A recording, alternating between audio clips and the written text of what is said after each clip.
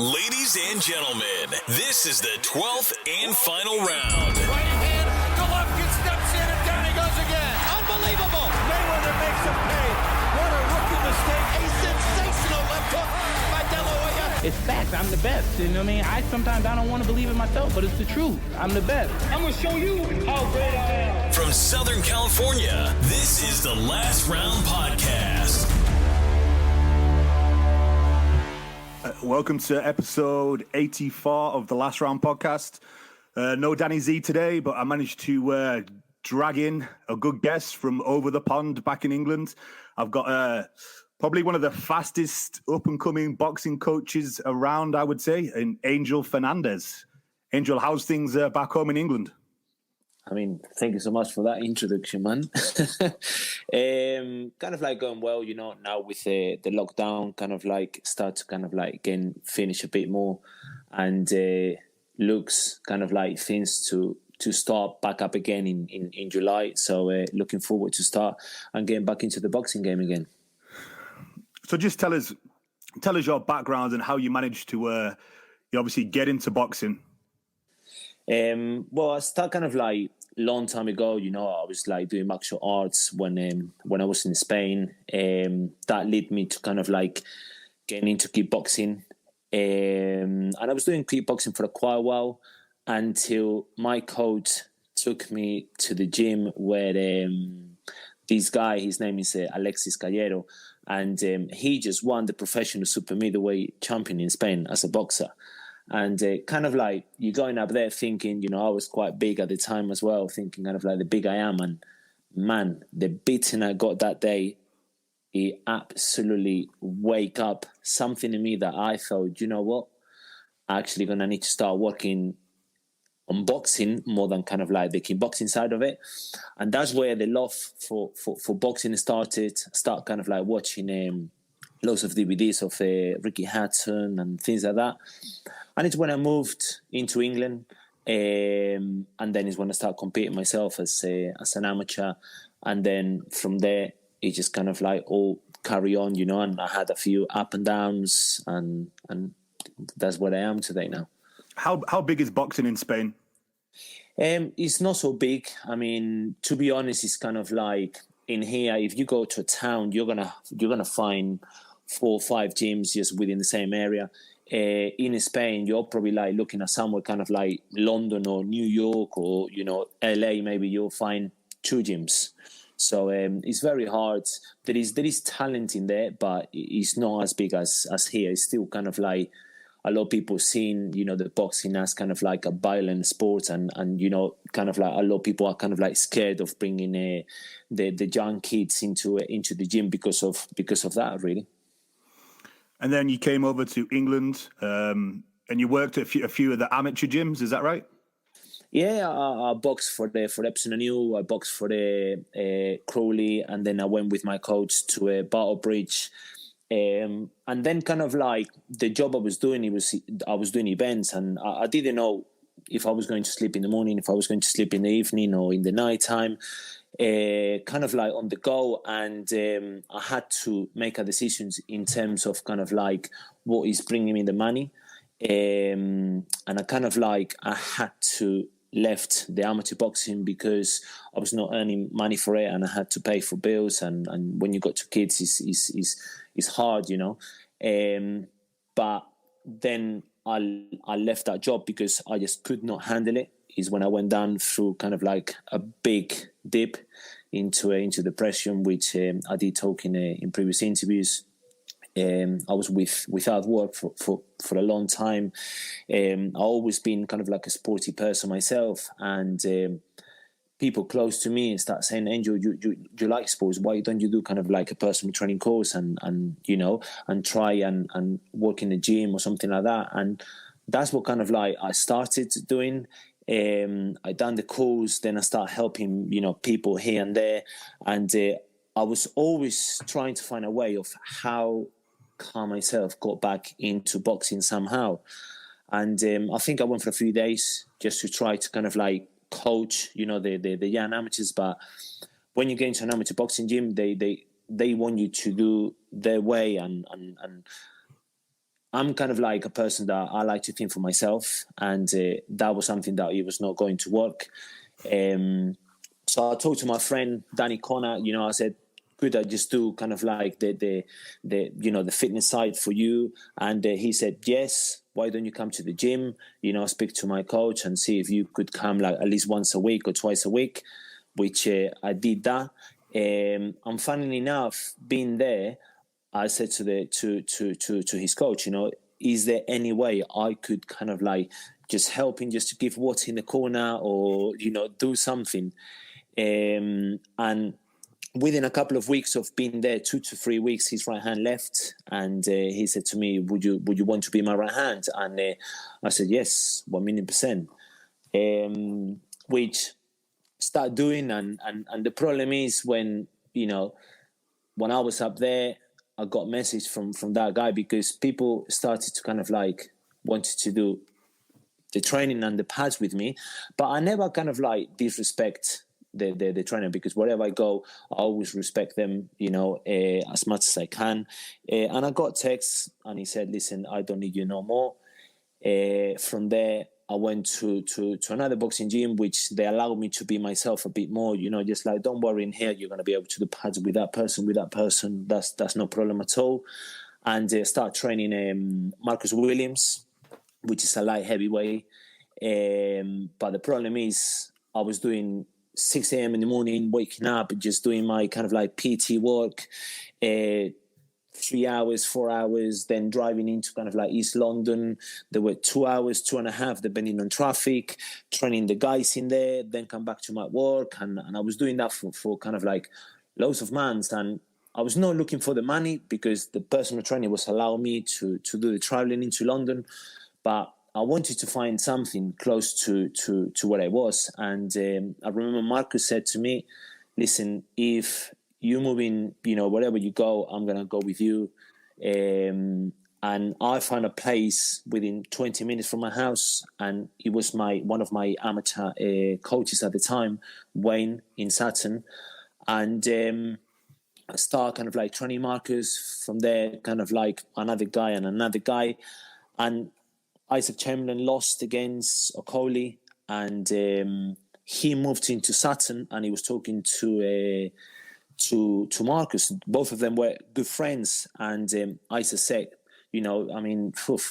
I left my coach, blah, blah, blah. I don't know what I'm going to do. And Marcus, why don't you come and just like try with this guy? And he came, and, my career since there kind of like went into rocket. And October this year, 220, I'll do 2 years as a main coach. See, that's the sort of thing that people don't see behind the scenes. I think for us boxing nerds, we've known you've been around the game for some time, but some people just know you as, the guy that came in to help Anthony Joshua. They don't see the 6 a.m. till 9 a.m., the grind you've been doing, for virtually, no money, just gas money, traveling around London. So, it's good to see, cutting your teeth and eventually, coming out on top. Yeah, 100%. It's not. I don't see myself on top. It's a lot of work that needs to be done. A lot of learning. I'm a person that kind of like never stop. And as I told you before, like the work I do here, I like to spend a lot of hours in here, just like reading. I got a lot of books in here, which I learned from all kind of like different sports, from all kind of people. And obviously, Joshua is the big name, and people, relates me to him. But don't forget that I've been nearly 2 years again with Sultan Salbek, which is an amazing talent. I'm training now O'Hara Davies, Charles Frankham, and Kes Asfak, just to mention a few. And I had good amateurs as well in the past. But obviously, everyone relates kind of like my sort of work all of the sudden came into Anthony Joshua, but they don't know what's going behind and the hardships that each person goes through and the good times, because we all go through hard times and good times, but all the things I went through the past in my life, I think he's been teaching me to be in the position and I am today, and I'm grateful, for everyone that I have met and everybody that have given me the opportunities. Do you think that having a martial arts background helped your transition into boxing? And do you think it makes you look at things maybe in a different way to a coach that's really just focused on boxing the whole time? Yeah, I would say so. I'm kind of like, the thing is, I think, there is that kind of like sort of questions from people that, oh, you need to be a professional to be a professional boxing coach. Or, everybody has got their views. But for me, because I didn't have kind of like a way of this is the way, or you find one guy that took you for the whole entire career, in one kind of like sort of method. I tend to see boxing in so many different ways, and that's why I'm trying to kind of like pass this openness and wide vision into my guys. Before we started the interview, you kind of touched on how you look at, different coaches and take different things. Can you give us an example of, another coach from another sport and what you've taken from them? I tend to look a lot kind of like Pep Guardiola, from Barcelona. I like kind of like, I think it's not just the fact of what I pick from him. I kind of like, there is a lot kind of like similarities in terms of like the intense, in training, the passion that we put in, the mindset, and kind of like just being obsessed in one way, with everything I do.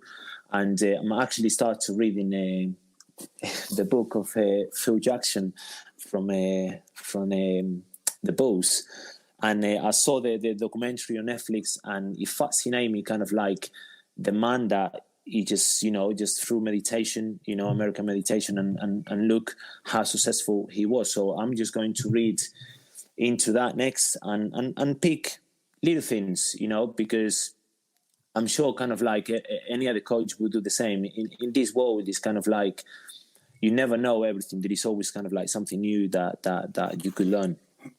It's funny that you actually said Phil Jackson, because my next question was going to be, does Phil Jackson has a phrase where he says that let each player discover his own destiny.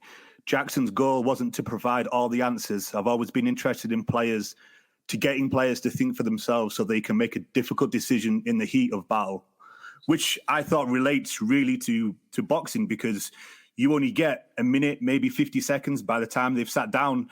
When something goes wrong in O'Hara Davis's fight or anybody in your stable, if you've taught them how to think for themselves, and obviously they can overcome that. So I thought that related to boxing, very well. 100%. You got to take, different things from like different coaches, regardless of the sports. The way also kind of like they training and they analyze things, or kind of like how they work in this particular area, or how they work the defense. That's all kind of like transferable into boxing, because end of the day is the method itself, and then it's you that you kind of like start putting your own ideas into that particular method, and then let the magic happen. For something like that, to get them to think for themselves, would you use like something like sparring, and then kind of, set them, say like, this is going wrong, like what would you do? So they answer that themselves instead of looking to you for all of their answers. Yes, I'm a kind of like coach where I'm trying to give as much of all my knowledge, for everything I'm looking, or everything that I'm studying. I'm trying to be as kind of like, as you would say, as knowledgeable as possible, and pass that knowledge onto the boxer. And then it's down to him, because end of the day is down to those 3 minutes. The guy is going to have to be able to adjust to situations, and he's going to have to, go through so many things. And the more you give into that boxer, I think the better is. And then within that minute, you just, you would try to kind of like, whatever the situation might be, you will try to calm the person, and with instructions, just try to be clear, just like 3 things that the guy could take straight on, and then you just got from there, really. Another huge thing that, I think in all of sports nowadays is, mind focus and mind performance. What do you do to help your boxers? There is so many ways that you could help the guys in terms of like mindset and things like that. I mean, that is just kind of like a bit of a personal thing, and it's down to the individual, really. You know, some people, they have very, very strong mentality, and it's only a couple of things that you could adjust there. And then some people, you know, in the kind of like points, because I tend to kind of like the way I look things in terms of mindset, I kind of like tend to write points.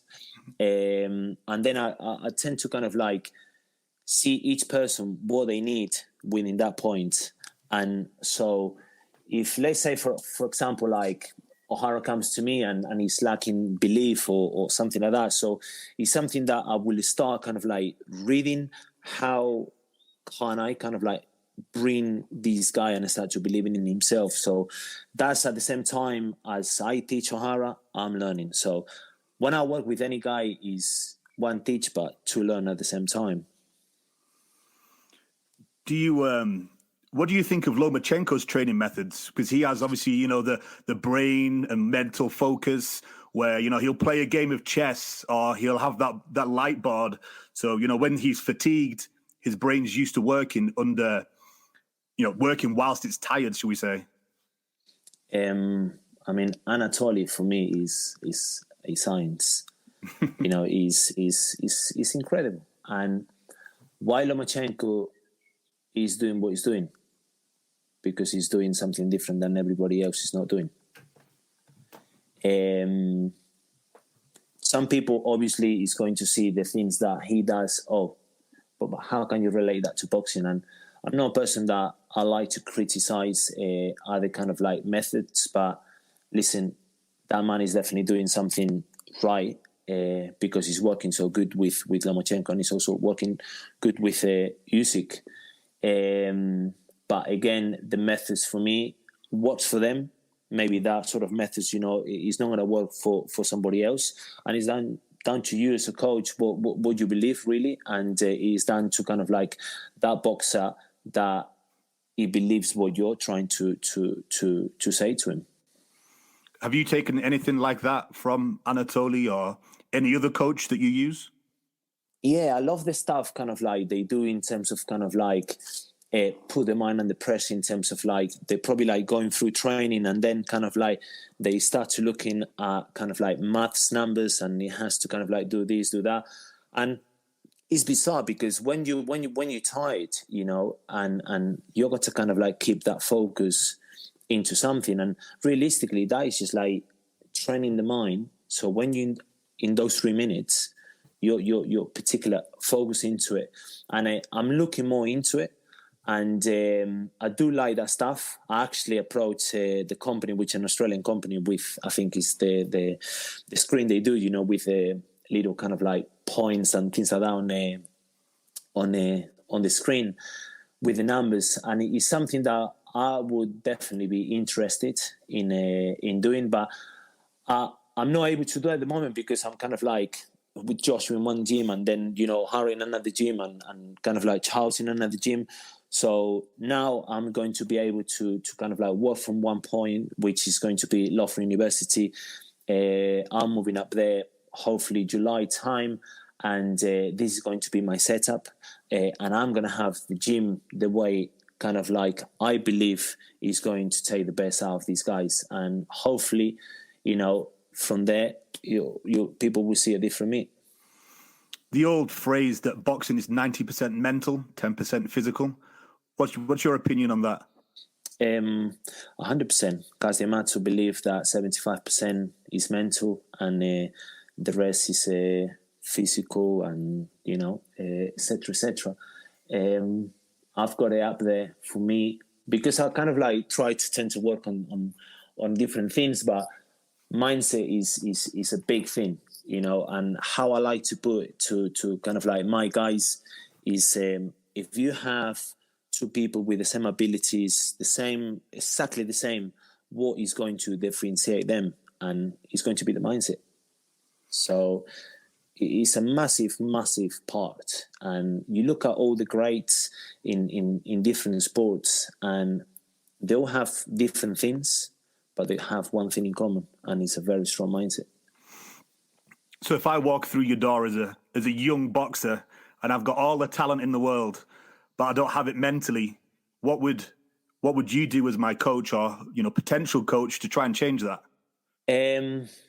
I'll try to kind of like get to know you, get inside you, have that relationship as not just as a coach and as a boxer, but have a bit kind of like more close, just like, I would say more kind of like a dad, like a brother, someone that you could look up to and have that respect.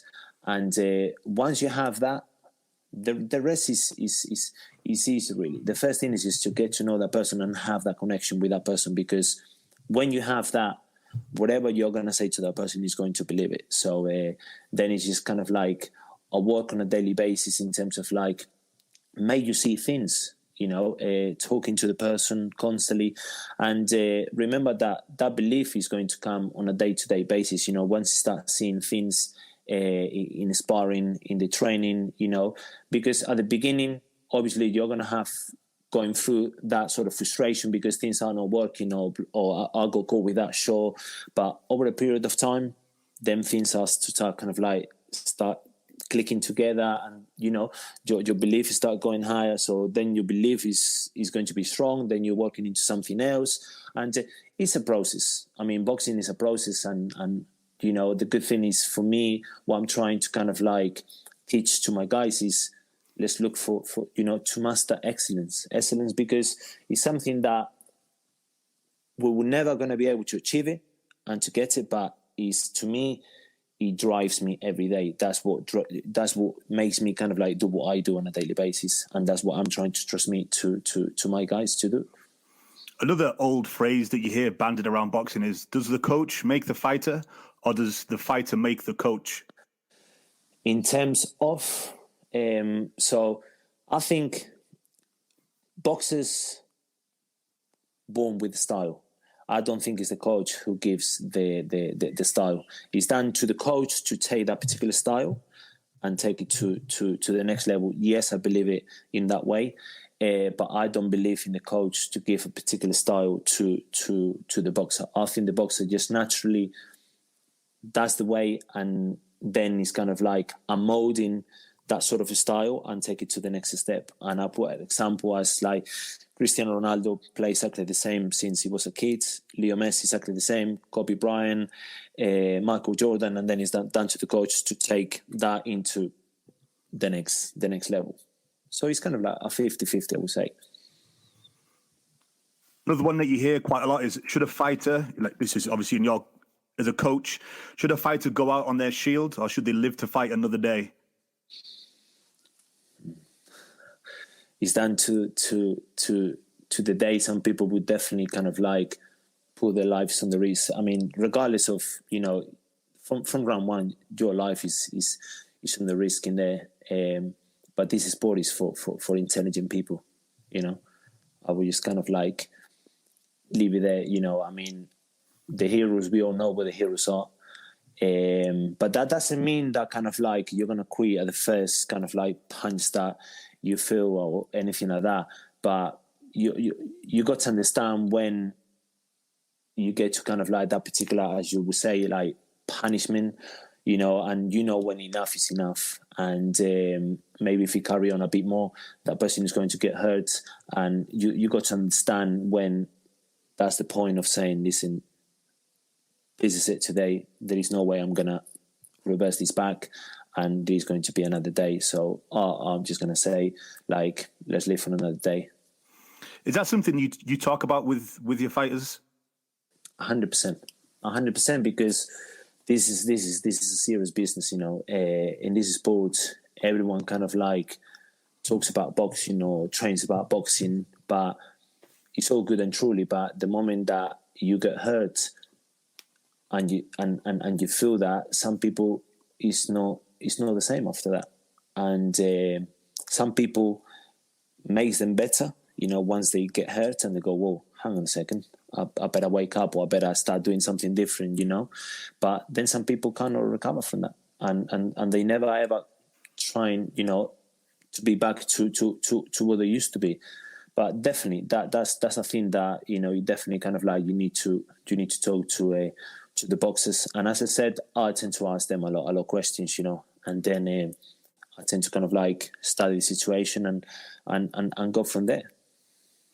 Kind of rolling it back a little bit, but we forgot to mention you actually studied under Jorge Rubio and Ismael Salas when you were starting your career. Yeah, I met Jorge was kind of like my main guy, the kind of like the guy that I saw a lot of the stuff, in terms of like the footwork, and I was watching at the cameras, every day I could spend hours and see how he was working with people. But then again, it's something I would not say that he's teaching me everything that I know now, because what you see. And even if I go and teach somebody else, that person is going to go, you know what, I like this from Angel, but I don't like this. So I'll pick the stuff that I believe kind of like it was going to help me with the way I think. And with Salas, I mean, one day I asked him, loads of questions, what I wanted to know. And I went from there. But as I said, I think it's like experience, and on a day-to-day basis where you're getting better and better and better, and again is a non-stop kind of like learning. With some people they kind of like, oh, I'm here, I'm comfortable, I'll work with that guy or with that guy and this is me. No. I don't see it that way. How was it, watching Salas? Because I'm sure when you were with him, that was when Linares was at his peak. Yeah, I mean, Salas is an amazing coach. 21 to 23 world champions himself. Jorge Rubio, again, incredible coach. Worked with the best fighters in the world. But again, you cannot neglect. Cuban coaching, amazing footwork. Maybe lacking a bit of upper body movement. But then is how to pick the things that you like and the things that you don't like, and this is working. And then again, I done stuff with my guys that it worked, and then I went with Josh and go, okay, Josh sometimes goes, no, it just doesn't feel right, and then you change it. So that's a new thing that you learn. So you go, okay, so maybe for the next guy, I'm gonna try this way, and that's it's an ongoing process, Another thing I saw that is also that you try to change training every day. So, the fighters come in, they're awake, they're looking forward to training because it's not the same session every single day. Yeah, because, boxing is a very repetitive sport on itself. And you try, the way I'm trying is just keep them focused. I'm not tend to kind of like train them for like 2 or 3 hours, because obviously the focus and it's kind of, so I try to kind of like, as soon as they come in, I try to kind of like in the warm up, on the skills that we do is, again, I've got system of working, and it's down to me how I kind of like on a daily basis, I tend to do different things, but doing that doesn't mean that I'm changing what I'm trying to work on. So I could work on someone that is lacking defense. I could be doing the same thing in terms of, basically, I could teach what I want you to teach in so different approaches. So to the fighter, it looks different, but to me, it looks the same. So it's kind of like so many roads that is going to take you to Rome. So that's what I'm trying to do, because I tend to feel that if I would do the same every day, like skipping, shadow boxing, pads, bags, finish, that fighter will have to have a very kind of like strong desire on the inside to kind of like keep that on a day-to-day basis and keep on coming and just like learning new things. So to me, I tend to kind of like make them focus a lot. You seem to be a bit of a creator, innovator. Where do you get all the ideas? Just from video, books? Sometimes it's my mind is working 24/7. I mean, I don't kind of like to say these things, like just to say to kind of like, especially kind of like on a podcast and things like that. But the people that knows me, they know how I am. You're seeing me now, just myself in here. I'll show you some of my stuff. these days that I come here, I read the stuff and I'm just staring at this wall, and I go, okay, how come I do this? And I've got Monday, I've got this. Okay, so I could do that, and then I delete that the following day, and it's like I'm going to bed and I'm thinking, and then obviously I'll pick stuff from as I said, from any other sport, the way football does, for example. Like they might take sometimes drills into a very small part in the pitch, and they make that transition so fast. Barcelona used to do that. Like one touch in like a small square. So I'll go, okay, so how can I do that and put that into boxing? So I might go and I just work in the center of the ring, or I might work in the corner of the ring, or I might work into the side of the ring.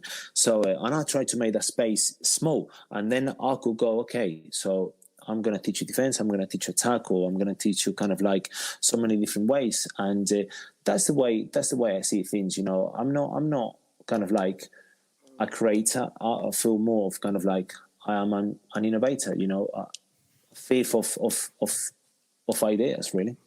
Could you just kind of describe the wall? Obviously, I saw it, but with it being a podcast, could you kind of just give the listeners a description of what's actually on the wall? So basically, on one side, I've got the key areas for performance. So what I believe a fighter will need to take the best out of them. So within there, I've got like mind, body, and spirit. So it's the foundations, the physical, the technical, and the tactical.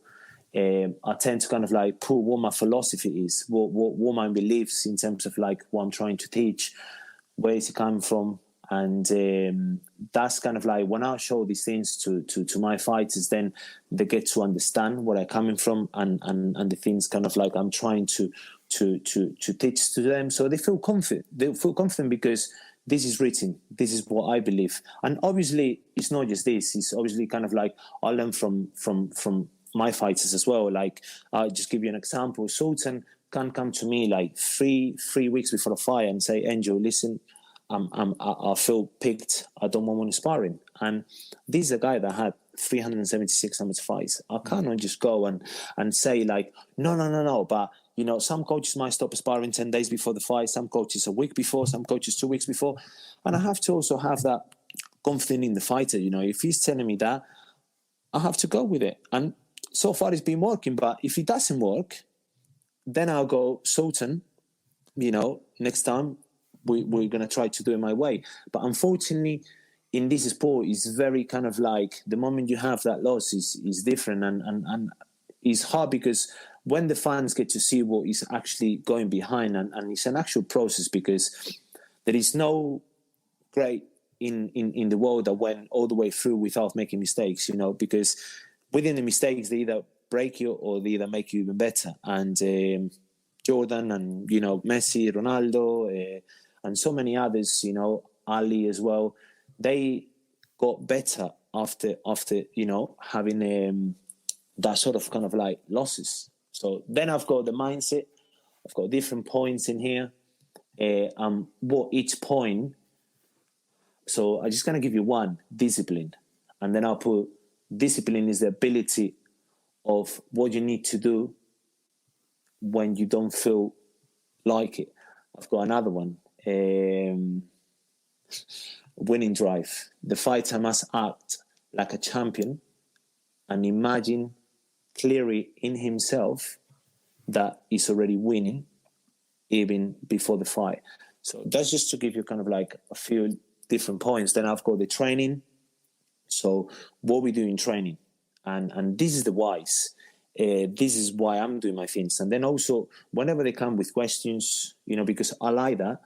And if I don't know the question or the answer, I'll kind of like try to do the research or think about it and then come back the following day and give me that particular answer. And then on the other side, I've got the system, the way kind of like I work. So they get to see kind of like what they do on a daily basis, each day in general. And then it's down to me to have that kind of like creativity in terms of like changing a few things here and there. I've got different ways of kind of like how to work on sparring, the minutes, the mini rest and things like that. So I've got different kind of like ways and there is a why, I mean, everything I've written here, there is days where my mind is kind of like working and then I go, yeah, okay. But when it actually is here and he's done, he's been kind of like in my mind and he's been going to bed with me for kind of like a few days and I think and I rethink and I delete it and then I went back. So it'll work. It'll work and I truly can't wait to be in love for it, and hopefully, put all this stuff and my beliefs and my fighters' beliefs into the great sport of boxing, because there is not one way. Each coach has got their methods. I believe that is not wrong, that is not right. Each person is just different, and I'm truly grateful, to be what I am and doing what I'm doing. Do you set short-term and long-term goals for your fighters? Yes, 1,000,000%. And they have to have a purpose for doing it. I remember. I think I sent a message to Kes, to Hara, in terms of like what they want to achieve in boxing. What's your purpose? I wanted to know why you're doing this, and 3 questions, just to keep things simple. But each kind of like question, they could have like kind of like a slightly bigger answer from them. So I get to see their answers, and I remember kind of like, O'Hara is a character, because he was always coming with like questions back and questions and answers this and I'm like ba, and then he went, you know what, I'm actually gonna give this one to you, because I don't know what books you're reading, but it actually is making sense. Because he did say to me, a champion is not about the belts, and I said, of course not. I mean, obviously, you have to have the belts to be a champion. But a champion for me is now. You don't need to have the belt to be a champion.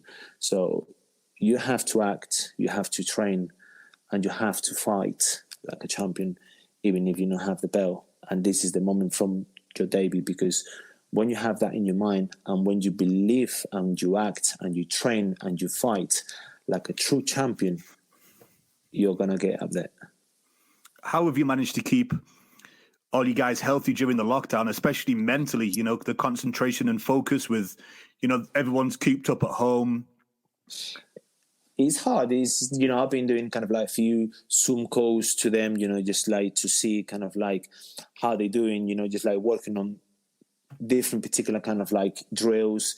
But it's not the same, especially with guys that I didn't have the opportunity of kind of like fully kind of like get to work with himself. So with O'Hara, it was slightly easier because I already done a camp with him. So kind of like the things I was telling on the phone, he was just like, yeah, okay. And with Kes was kind of like constantly stopping, coming in, and this is the way, and then I have to show it. So it was a bit, it was a bit difficult. But again, just to not overcomplicate them, just to have that little rest. We had a good S&C. In Ricky, he was putting some of the runs and the training, and then also he was calling them, through Zoom, just to do the training, to keep them focused. But nothing major, just to tick over, just keep them healthy, and the good thing is all of them, they just can't wait to get back into the gym. Tell us how it came about that you actually managed to get O'Hara. I was actually on holiday in Dubai, and Lee Eaton contacted me and he said, would you do me a favor? And I'm like, yeah, sure. Would you train O'Hara for me for the golden contract? And I'm like, O'Hara Davies. Ooh. I'm like, oh my God. I think I kind of like took like 1 or 2 days to actually respond to that. But then again, and I said in the past, I should not judge the man through social media, and that was my mistake, because when you get to know the person, is a completely different guy than he comes across on social media. The problem is obviously that the things that he said in the past, which I don't agree with, but we are learning from mistakes. No one is perfect, and whoever believes that is perfect themselves, so through the first storm. But listen, I like the guy, and I hope we could go far in this game. Do you think it's kind of a bit of an image, a bit of a gimmick, the social media side, because he knows you get paid? If you go out there and you say all these wacky things, people are going to watch the fights. Like his recent spat with Anthony Fowler, for example.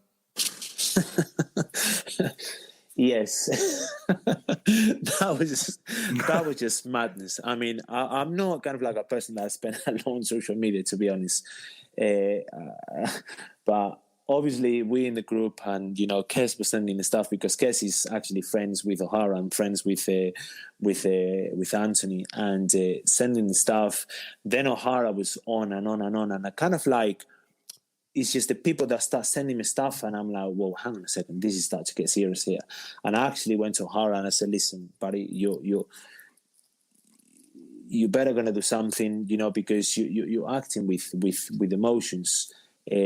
But then again, sometimes when you do that as a fighter, you just think in the fight itself. And I kind of like, I understand the man, why, the reasons why, because he has got things that he believes. And for me, as a coach, is I have to make this man think that this is not right, because it's too heavy, and it's not gonna happen with me in the corner. That's for sure. And if that fight happens, and I'm telling you this now, I will not be there in that corner.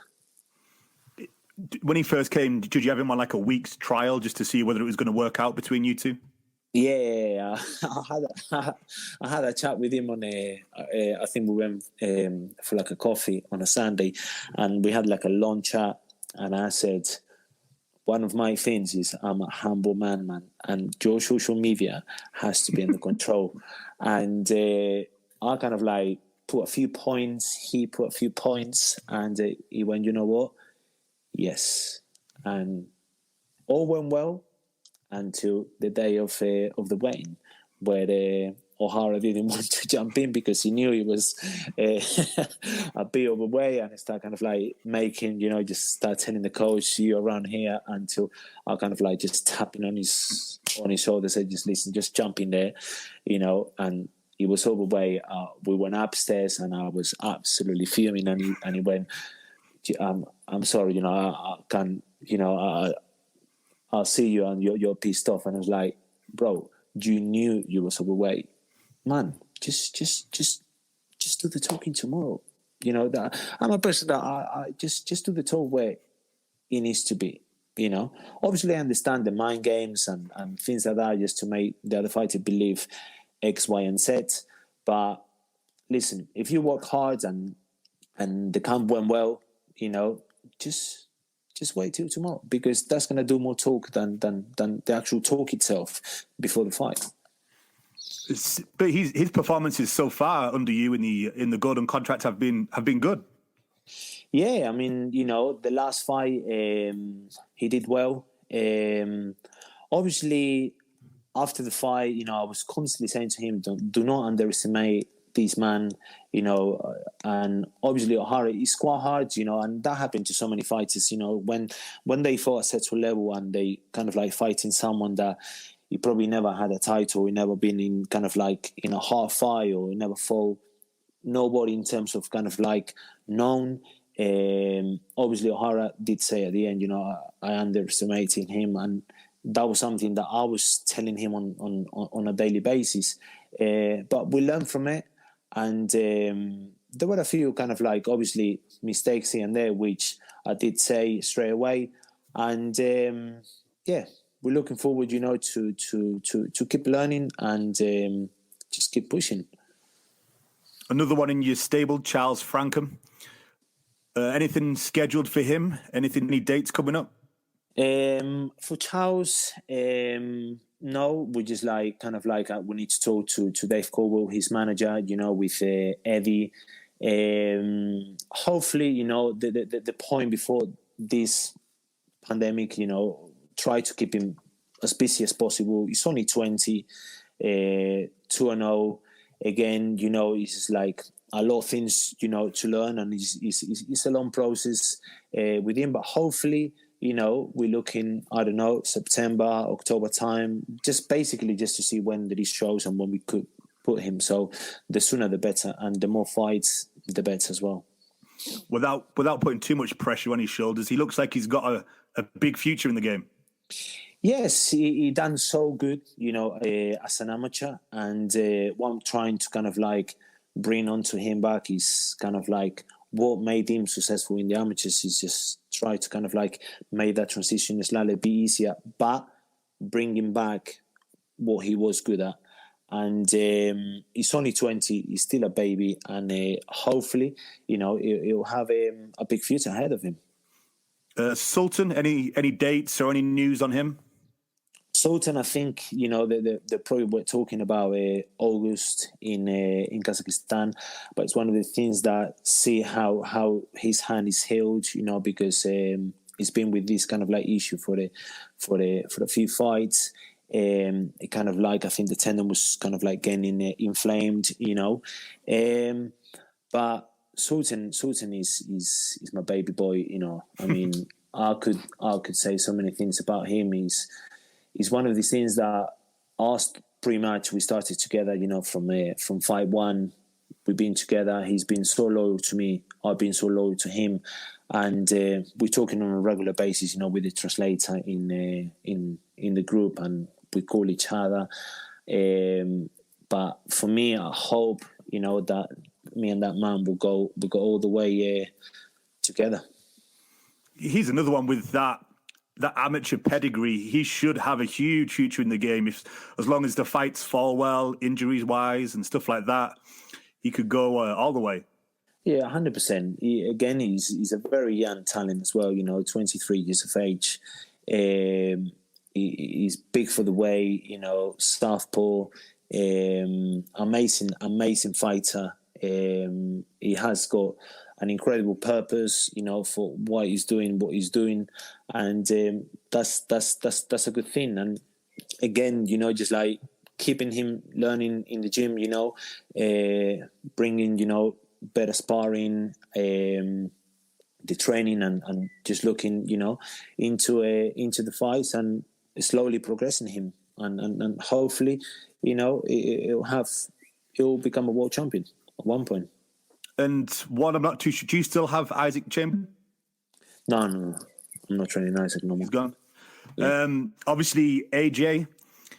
Obviously, you're part of AJ's camp now. Can you just explain to us how that came around?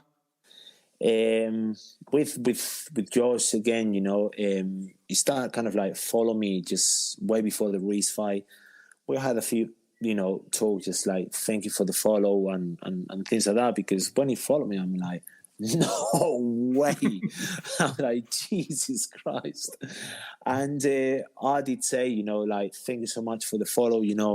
Wow, I really appreciate this. It means a lot to me, and respond back. And then after the Reese fight, again, I did say that I was with Sultan on in Cardiff, and Joshua was fighting on that day. And the following day, because I didn't stand just to watch the fight, because I was so tired of like being with Sultan there in Cardiff, the journey in the car and on the fight and blah blah blah. And as soon as I got back to the hotel, I just hit the bed and boom. And I woke up the following day and I was kind of like, so wow, he lost. No way. It's a strange feeling, I felt something, and I said that this man, he's gonna come to me. And a few days later, I got text from him, and we went from there. And ever since, I'm grateful to him. I'm grateful to his whole team, for the great opportunity that they have given me, because I could never ever believe this, even in the biggest dreams of my life. Were you kind of nervous going into camp because all those long days, all those days of kind of like working for free came down to that kind of, I don't know, trial period of walking in and working with AJ? Not nerves. I was like, wow, do you know what? I'm going to be in a camp, but this man is going to be fighting for the heavyweight championship of the world. And for me, it was like, wow. I mean, more than what I'm going to learn, and what I'm going to pass on to my guys. Because once you've been at that level, there is so many things that you could pick and go on to, the other guys I train, and I say, listen, this man has been in this fight, and, this is the things that I think he could help you or he could not help you. And I just went with a lot of hunger, for learning. And it was an amazing, amazing experience. I think when they said, and the new from London, I just broke in tears, mate. I broke in tears because I know what it took me, to be in the position that I am today. I've been through many hardships in my life, lots of highs, lots of lows, and on that particular day, everything came out. I'm emotional when it comes to that, but I'm not bringing emotion when I'm training my guys.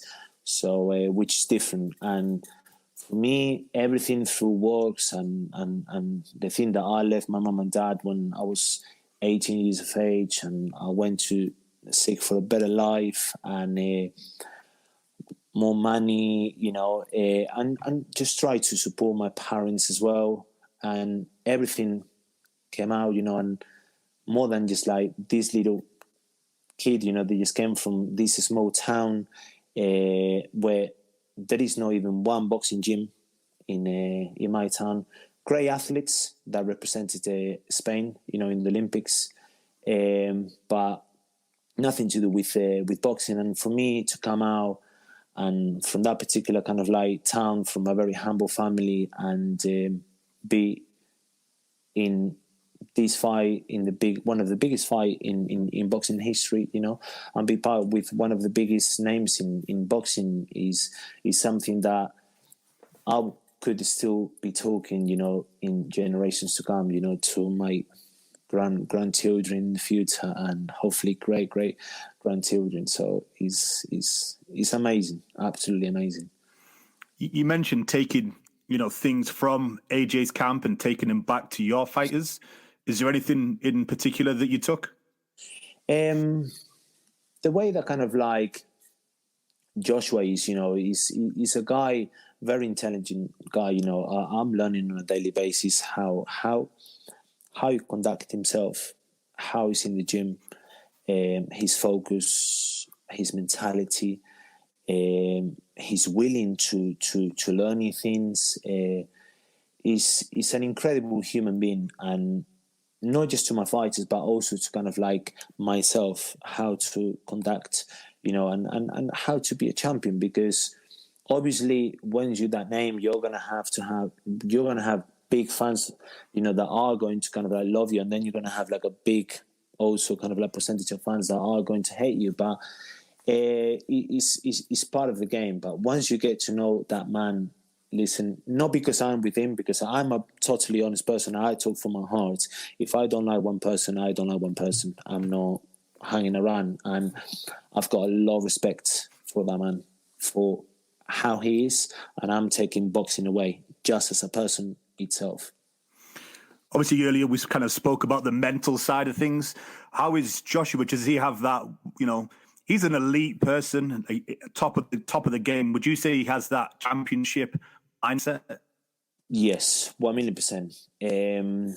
Remember that he went straight away into find the guy that he lost to, and in that sort of kind of like a dramatic, style, if we could say, and coming back from that loss and the way he lost the fight, and coming back and did what he did for 12 rounds and maintaining that focus, I mean, that shows true character. That shows, not just character, personality, strength, and so many things, Is that something that he works on, the mental side? Does he have like a sports psychologist or anything that he works with? Yeah, there is a guy in the team, that helps him with that, but not just himself. Just like any person. I had chats with him, when we were in camp. Obviously it's nice to have that kind of like person that you have, as you would say, kind of like maybe your doubts in something, or kind of like you might think, oh, this might not work, and you go to him and it makes you kind of like just see things differently. But Josh is a very, very strong mental person, very, very strong. He knows what he wants, and he's a very driven person, because come on, with all the money that he has earned in boxing, he doesn't need to prove anything to nobody. So many people will just go, you know what, I done my thing, and this is me. I'm done. And the guy is driven for more. Obviously, they announced the Fury and Joshua fight, hopefully for next year if Tyson wins. Obviously, Joshua's got a fight against Pulev that he has to win. I assume you'll be in camp with AJ for that next year? Yeah, hopefully, I am. And again, it's a great fight. Both fighters won the fight, because that is the best vs the best. Simple as that. And that fight will go down in the history of boxing for years and years and years and years to come. Without kind of giving away too much, and I don't even know if you can really answer it, but how would you prepare Joshua to beat Fury? Because Fury has shown now he can fight on the back foot, he can fight on the front foot, and he's a self-proclaimed, like master boxer. He really can do everything. He's very different for a heavyweight. Yeah, I mean, it's a very interesting question. I could answer that question. But don't forget that Joshua has his main coach, which is Rob McCracken. He's got Joby as well, but Joshua showed a different aspect to his boxing, more versatile. He's a person that is still learning on a daily basis. And don't forget, he's got Pulev, in front of him. And then let's look at that, sparring and the things, etc. He's going to make a great fight. It is going to be a great fight, and everybody has got their weakness, regardless if you could fight on the front foot, if you could fight on the back foot, if you're great defensively, if you're great, on the attack.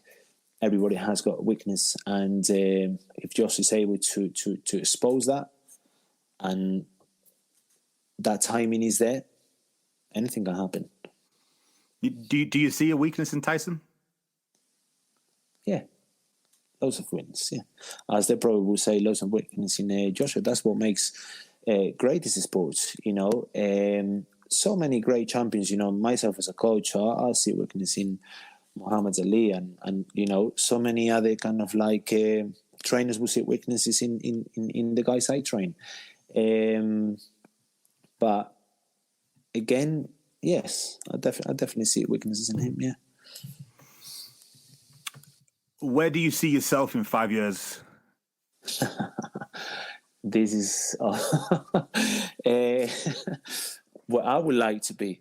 Mm-hmm. I would like to have my own world champions, have a good team, and supply my family with, what they have been giving me for so many years. One of my dreams is hopefully to go to my mom and dad and just like be able to pay them like a nice holiday, to buy them a house and to show them like, listen, you know what, thank you so much. I know that I'm talking materialistic because the love is there, and love, there is no money that can buy that.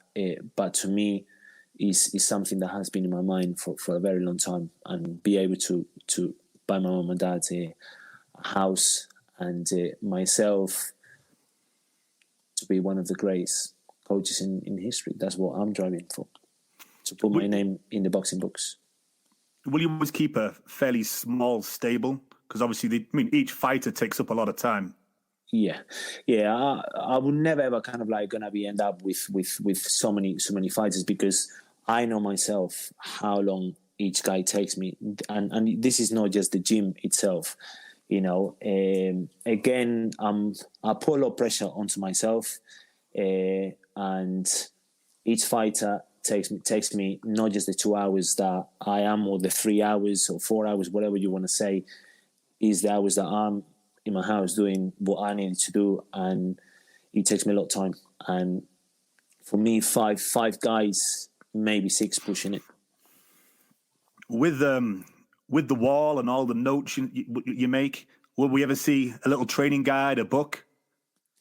Down the line, in years to come, and if I achieve what I believe I will achieve, 100%. But more in terms of like my life, my autobiography, of what I come from, and try to trust me into others that, regardless your background, regardless your the things that are going now around the world with blacks and whites, regardless all of that, you can achieve. If you believe it, you could achieve anything. If you're poor, if you're not poor, if you put it into your mind and you put the efforts and you put the hours and you put the work in, you'll definitely get it. You could probably write a book just about having O'Hara in camp. Well, that 1,000,000%. Just in one camp,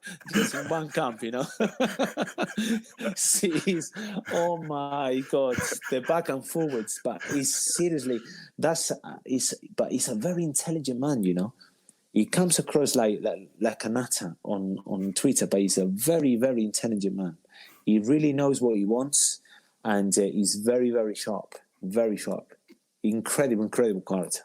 Incredible. But the thing is, in terms of like, as you said before, like about my knowledge and how I see things, is passing this on to the next generation. And hopefully the next guys to come, they get to see this and they'll pick what they want, the way I was working, and then they put their own thing and they make their own, way of see things. That for me will be legacy. I think that's a good place to kind of leave it. If you want to promote any of your social medias, anything that you want to shout out, your businesses, your fighters, the floor is yours. Yeah, just like follow, my guys, Sultan Salbek, Kesh Hasfak, Charles Frankham, O'Hara Davis, and obviously Anthony Joshua, and myself. I am Angel_Boxhill on Instagram and Twitter. I just want to give out a shout out to Riku at Lead Right on Twitter. He managed to set this up for me. And catch us next week. We'll be back with episode 85 with a special guest. This is The Last Round. Thanks for supporting and listening to the show. Follow us at The Last Round 12 on social media. Rate, review, and subscribe. This is The Last Round Podcast.